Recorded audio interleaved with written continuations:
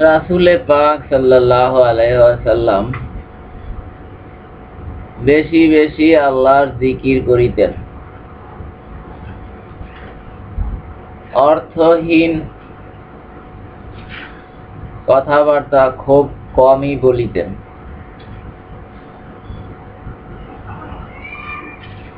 নামাজ দীর্ঘ করিতেন এবং বক্তৃতা সংক্ষিপ্ত করিতেন।